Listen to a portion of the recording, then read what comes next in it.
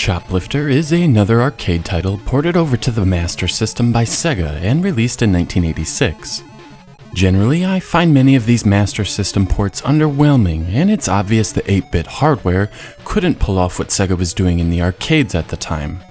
Choplifter, on the other hand, is awesome. The graphics are simply outstanding, especially for 1986.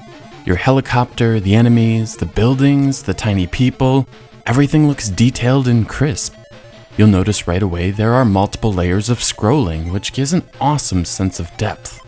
Even more impressive, Choplifter moves along at a solid 60 frames per second, which further enhances the arcade-like feel. The goal in Choplifter is pretty simple: rescue 40 hostages and move on to the next level. Your helicopter can only hold 16 hostages, so you'll need at least 3 trips to accomplish this feat. Choplifter is fairly brutal though, and the levels are filled with things trying to kill you.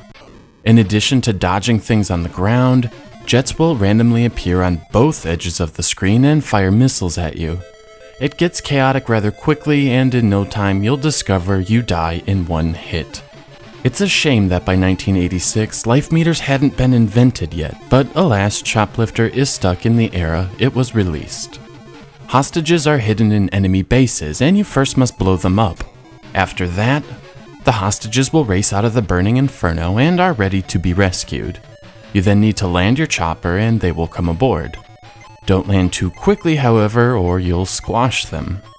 You also can't sit still for too long, or an enemy tank will come and start launching an offensive attack at you. I found that doing a quick little hop will prevent the game from sending a tank at you. Once you have the hostages on board, you have to race back across the level to the neutral zone for them to deboard.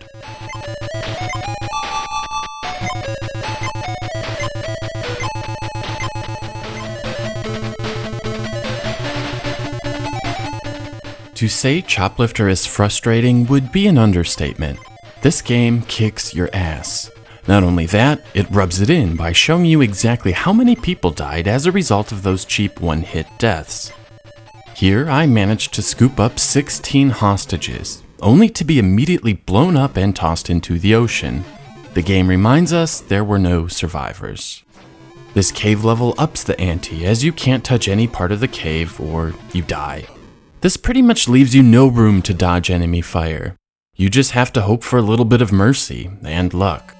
Despite the game being insanely brutal and cheap, I found myself smiling a lot. There is something incredibly charming about Choplifter that I still can't quite put my fingers on. Perhaps it's the controls. Choplifter isn't a generic shmup that happens to feature a helicopter sprite. You feel like you are piloting a helicopter. As you move forward, it leans down. As you move backwards, it leans up. The up and down buttons control your altitude. Not pressing any button will cause the helicopter to descend, so you have to keep pressing the up button to stay in the air. It's unique and satisfying. Or perhaps the charm comes from the music.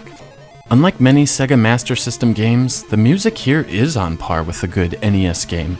The melodies are catchy and there isn't an overabundance of high-pitched noises to grate on your ears. Whatever it is, I won't deny Choplifter is an incredibly fun game. It's a brutal experience that only an 80s arcade game can provide.